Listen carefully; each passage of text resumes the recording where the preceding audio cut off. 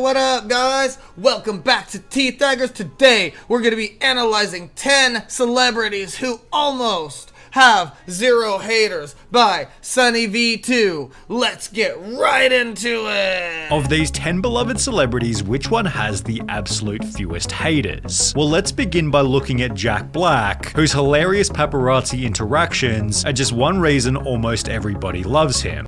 How is Jack Black number 10? First of all, nowadays all he does is chill. You never hear anything besides how he's messing around or having fun or chilling about Jack Black. Back then, all he was doing was trolling and not taking life seriously. It's pretty hard to get mad at somebody in a serious way who doesn't take anything too seriously themselves. You might get annoyed at them if you're around them too much or something, but maybe that's your own problem. Maybe you should look into that yourself. Let's see who Stay Puffy 42,069 said, "Does that mean you can play WoW then, just not Classic?" We'll check, Stay Puffy. We're gonna check if I can play WoW. For example, after being surrounded by a horde of photographers, Jack Black deliberately pulled the stupidest poses on his bike before trolling the paparazzi by doing this. It's impossible to follow me when I go this fast. You're in my dust. Which was a Whoa, he's doing a play, like a mini skit for the paparazzi. Stay Puffy 42,069 said, "Hell yeah, I'll start downloading it." Hell yeah, bro. similar response to when he was ambushed by a single photographer. So, any new projects we should know about, sir?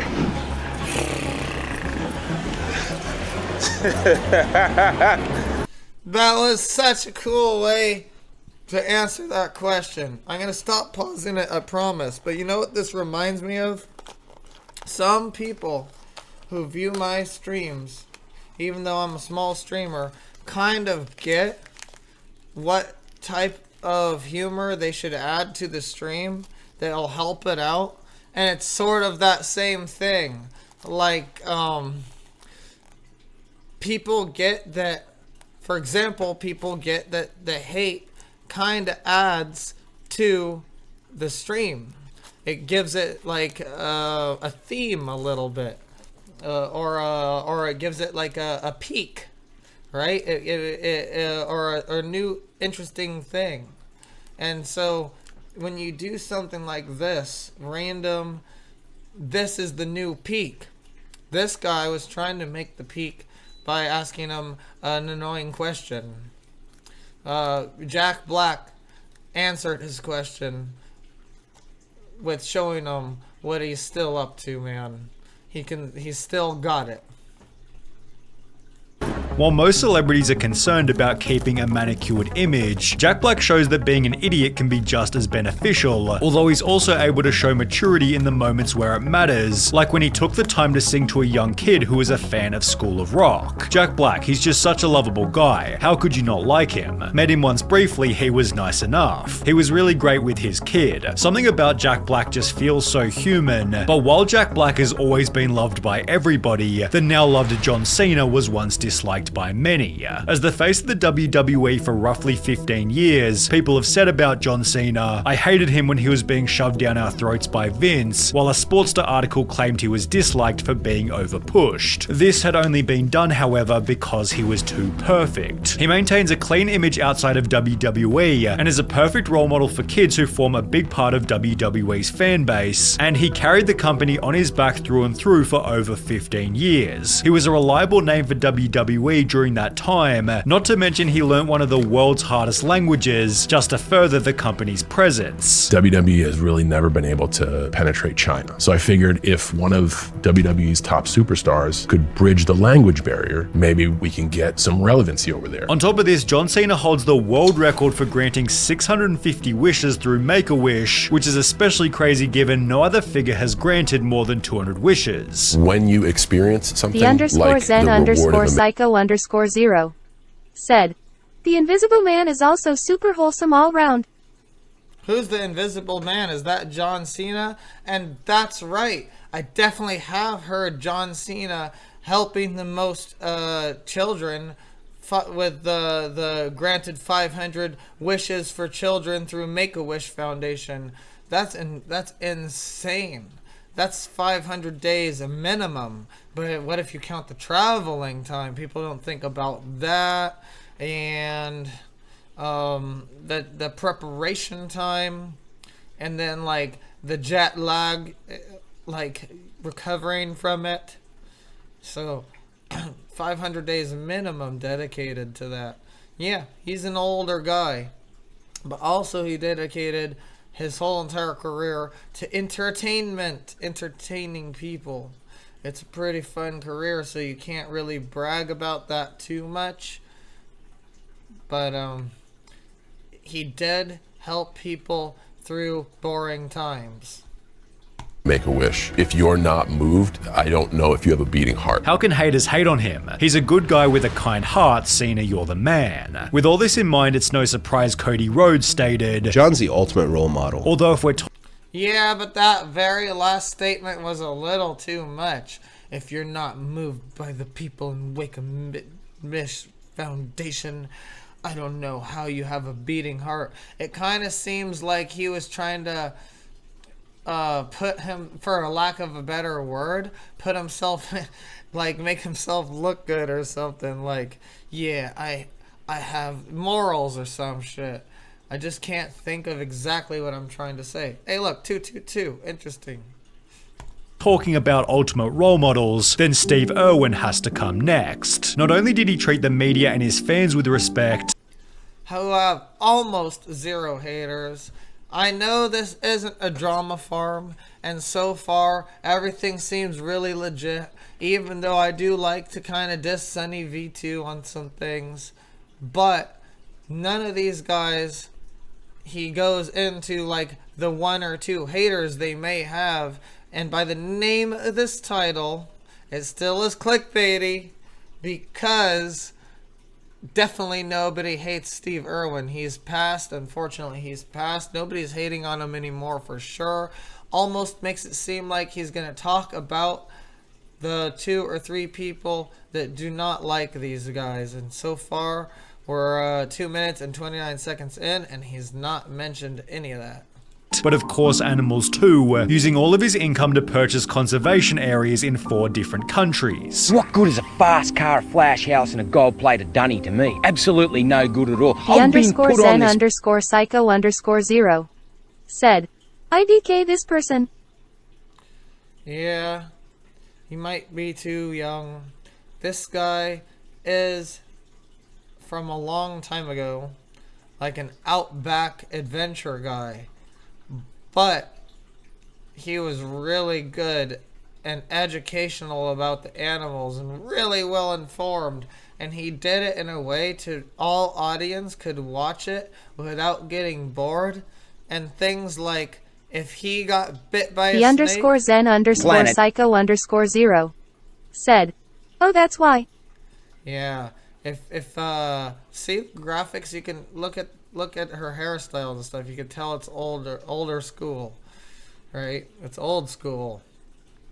But yeah, these guys were like animal experts, and they taught people about animals. And when they got attacked by animals, they would be like, oh my god, that was cool. I just got attacked by an animal because I did it wrong. Just like I studied. If you do this wrong, that exact thing will happen. And then guess what? I dodged the animal's attack because I did the other part right. And he'll be like, told you. And you'll be like, what the fuck? And then sometimes he won't be able to dodge the animal attack, and he'll just be bleeding and gushing blood, and he'll be like, ah, I'm bleeding.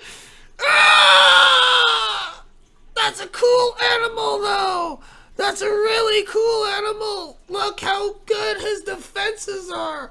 Ah!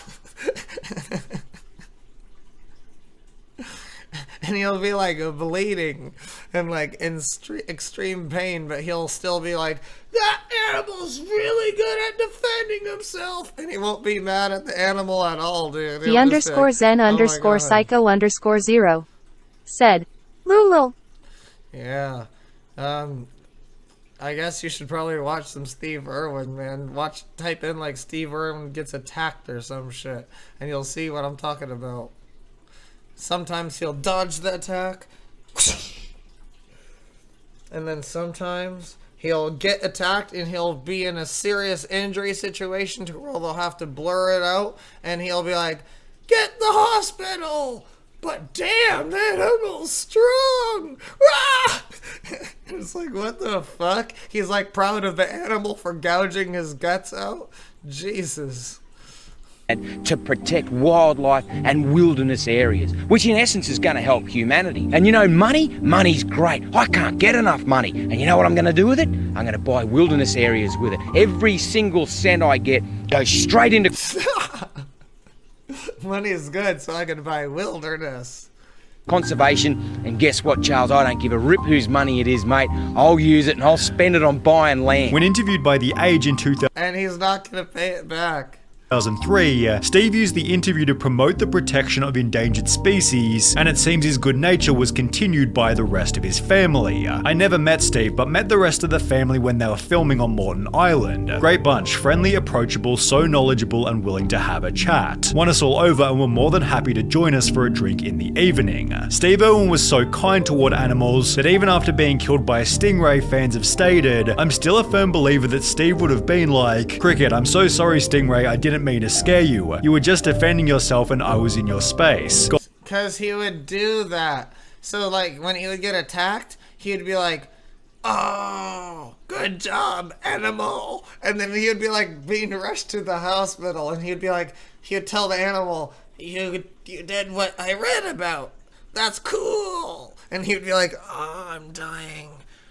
You did it. You did it." And it was like, what the fuck?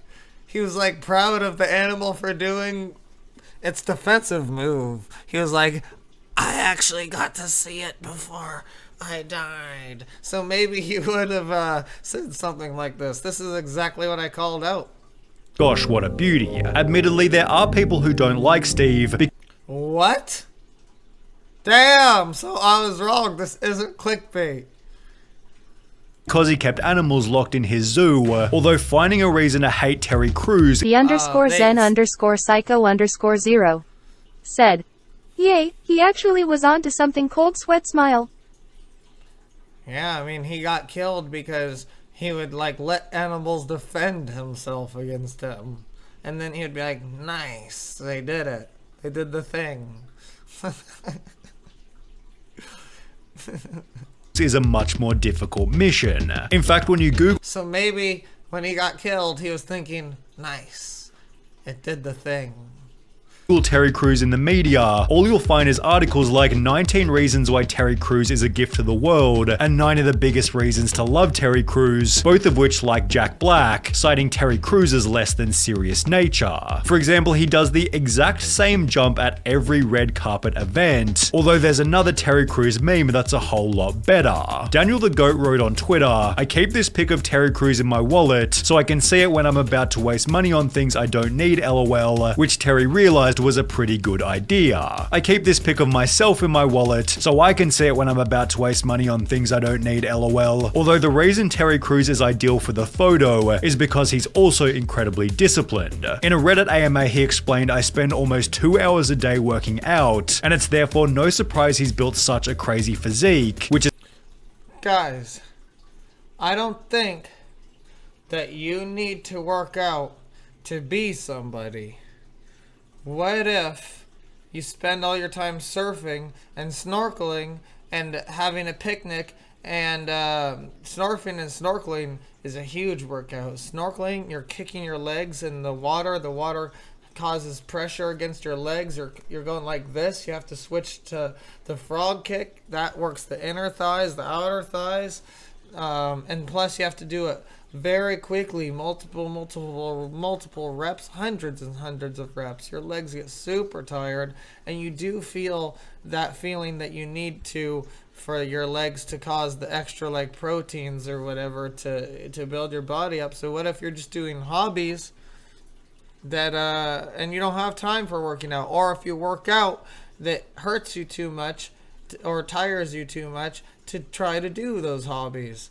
So ask yourself, are you more of an interesting person to The underscore zen underscore psycho underscore 0 said, MMH food for thought, but what if you want that beach bod?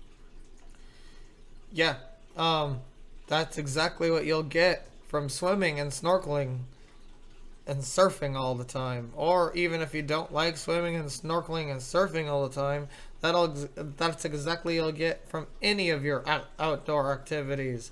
Rock climbing, paintballing, dirt biking. The underscore zen underscore psycho underscore 0 said, nice, thank you. Yeah, no problem. With a lot of the topics that I pause about, I'm actually good at talking about already, so it's kind of like cheating. But that's also part of the reason I chose to be a YouTuber. And then like think about like any outdoor activities. Dirt biking, oh, that doesn't make you stronger.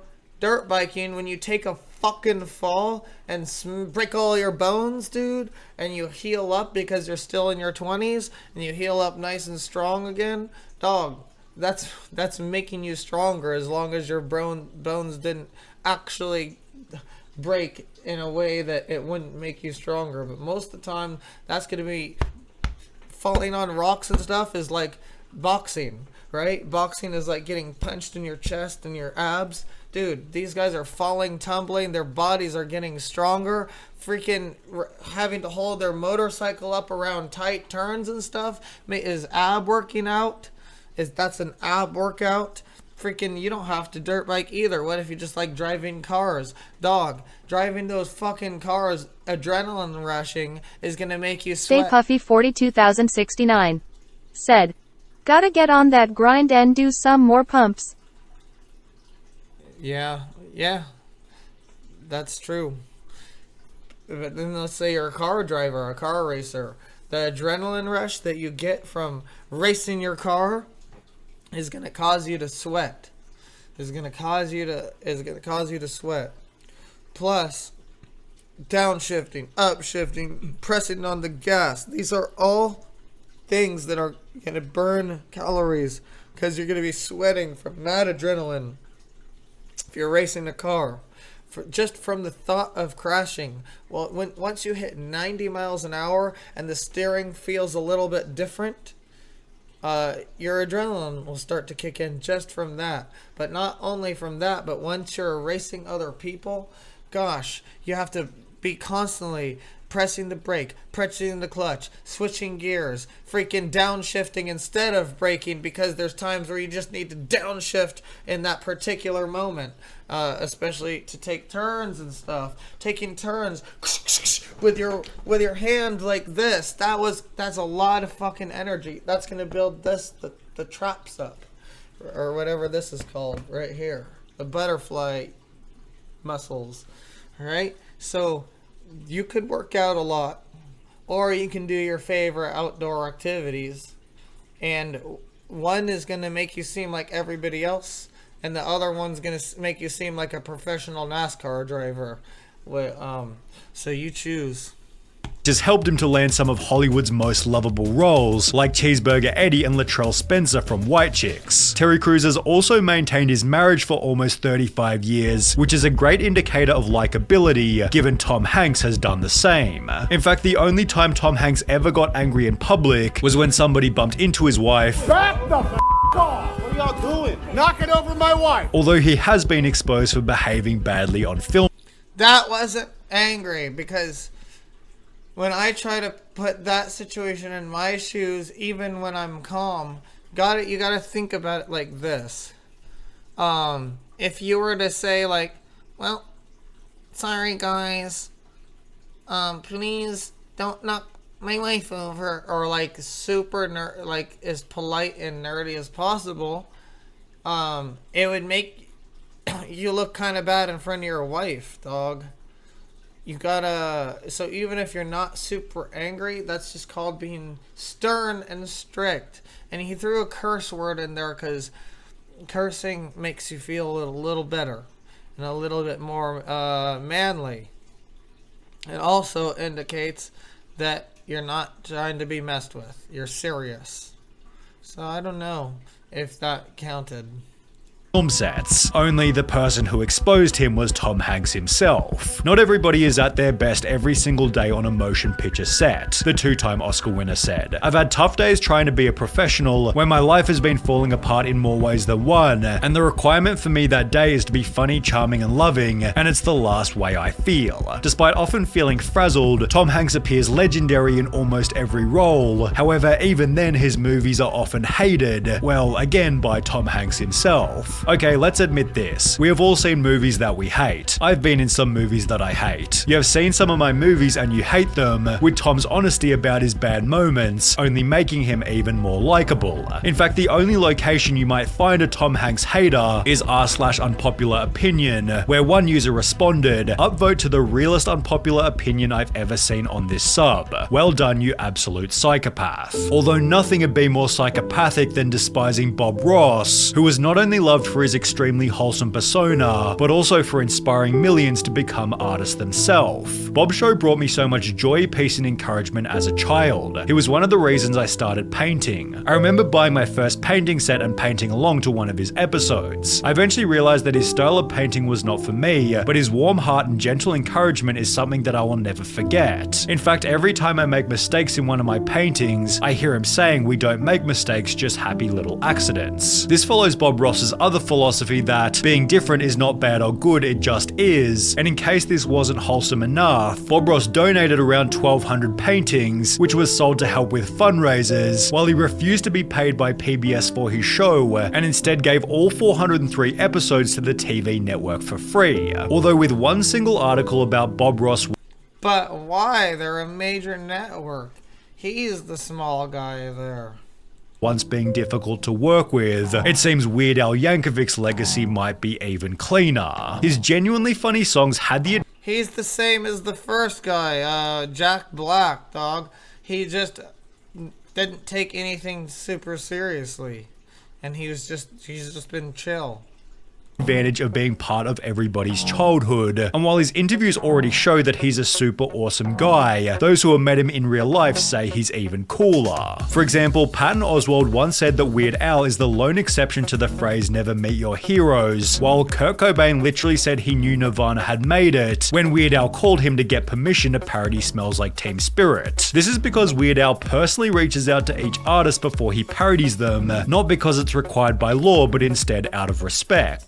Whoa, that means he personally reached out to Michael Jackson. That's interesting. Even then, Weird Al pays royalties to those he chooses to parody, which in turn makes him loved by other artists, except for Coolio or Weird Al Yankovic's one and only hater. After Weird Al parodied Gangsta's Paradise by instead making Amish Paradise, Coolio hated the song and chose to slam Weird Al on a different track, thus starting their feud. The two eventually squashed their beef. That's so funny that they had a feud. 10 years later in 2006, Keanu Reeves has to come next. His lack of haters can be summarized by two simple words, like... There's been so many videos already about how many people like Keanu Reeves and how many people don't have haters, and he's really generous and he's like a real person when you meet him in real life and he's not stuck up. And all of this, everybody knows all of that. If you enjoyed that video, it is called 10 Celebrities Who Have Almost Zero Haters by SunnyV2. Make sure to follow and like SunnyV2's video. And guys, obviously if you like that video reaction, like and subscribe below for more video reactions to come.